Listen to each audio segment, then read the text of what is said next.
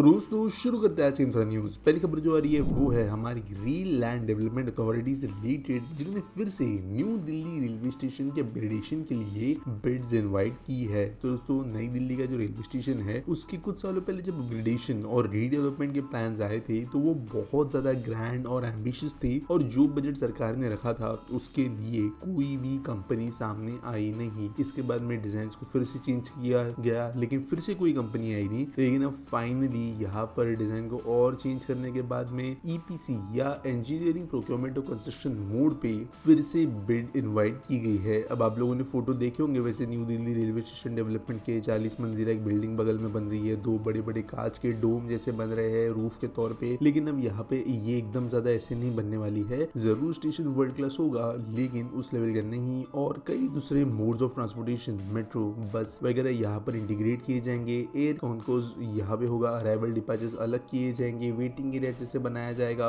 Vertical circulation elements लगाए जाएंगे जैसे लिफ्ट एस्केलेटर्स वगैरह, रिटेल एरिया होगा और कई सारी दूसरी पैसेंजर एमिनिटीज। अगली दोस्तों जो खबर आ रही है वो है हमारे देश की गति शक्ति मिशन से रिलेटेड, जहाँ पर फिर से स्कीम के अंतर्गत 208 मेगा प्रोजेक्ट्स को फास्ट ट्रैक किया गया है, जिनकी टोटल वैल्यू है 15 लाख करोड़ रुपए। तो ये मेनली रोड, रेलवे और एनर्जी प्रोजेक्ट्स है जिनके अंदर फोकस किया गया है। तो यहाँ पर 101 रोड डेवलपमेंट प्रोजेक्ट्स है, 73 प्रोजेक्ट जो है वो इंफ्रास्ट्रक्चर के है और 12 अर्बन डेवलपमेंट के प्रोजेक्ट्स है। तो दोस्तों यहाँ पर जो भी बॉटल नेक्स है अब इन प्रोजेक्ट के अंदर उनको आइडेंटिफाई करके जो है क्लियर आउट किया जाएगा। और यहाँ पे वैसे कुछ एसेंशियल बल्क कमोडिटीज जो होती है उनके ट्रांसपोर्टेशन के लिए भी कुछ प्रोजेक्ट्स बहुत इंपॉर्टेंट है, उन पे ध्यान दिया गया है, जैसे कोयला, सीमेंट एंड फूड ग्रेन्स। अगली खबर दोस्तों और ये स्थानीय म्युनिसिपल कॉर्पोरेशन से, जिन्होंने री इनवाइट की है bid for the development of amusement park and snow park on PPP model at कोरशे। तो दोस्तों थाने म्युनिसिपल कॉर्पोरेशन के अंदर कुछ बहुत बढ़िया पार्क्स वैसे पहले भी बने हैं, एक और जगह पे बोटैनिकल गार्डन वैसे बनना था, ये जो प्लॉट है वहाँ पे, लेकिन अब इधर जो है एक amusement park plus snow park करके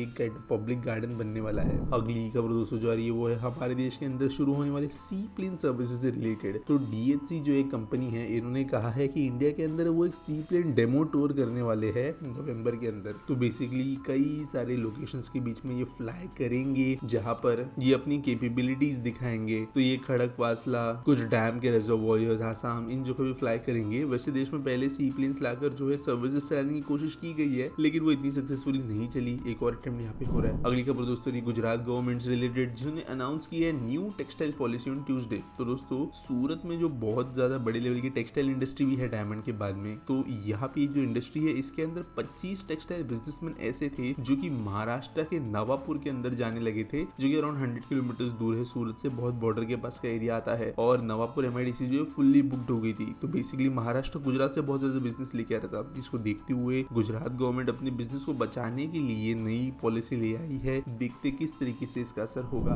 अगली खबर दोस्तों जो आ रही है वो है हैदराबाद से रिलेटेड, जहाँ पर 17,212 करोड़ रुपीस का एक अमाउंट अप्रूव किया गया है, और ये अमाउंट है सीवर नेटवर्क और पाइपलाइन नेटवर्क को अपग्रेड करने के लिए। तो दोस्तों शहर का ये जो सेक्टर है कहे तो अपने इंफ्रा का, वो बहुत ज्यादा इग्नोर्ड था। इसकी वजह से बहुत जगह पे प्रॉब्लम्स आ रही थी, बहुत जगह पे जो है बेसिक नेसेसिटीज का इशू था, बारिश के बाद में इशू था। तो इन चीजों को एड्रेस करने के लिए ये बजट अप्रूव किया गया है। बेसिकली बड़े लेवल पे यहाँ पे सीवेज, ड्रेन्स, पाइप्स का काम किया जाएगा। एक्सपेक्टेड सॉल्व के बारे में बात करें, आदित्य अरुण पूछते हैं what is the update on Dholera and when it is getting completed. तो देखो जो स्मार्ट सिटी प्रोजेक्ट्स होते हैं ना, उनका कभी कोई कंप्लीशन डेट होता ही नहीं है, वो कभी कंप्लीट नहीं हो सकते। वो बस एक शुरुआत रखने वाले प्रोजेक्ट्स है। गवर्नमेंट जमीन लेती है और उसका कोई टाइमलाइन नहीं होता है, क्योंकि सरकार है, गवर्नमेंट जो है वो बिल्डिंगें नहीं बना रही है किसी भी स्मार्ट सिटी प्रोजेक्ट के अंदर। वो लेआउट्स, यूटिलिटी स्कीम्स, पॉलिसीज को ड्राफ्ट करती है। काम जो है बिल्डिंग बनाने का वो प्राइवेट कंपनीज आके ही करती है। सरकार फायर स्टेशन,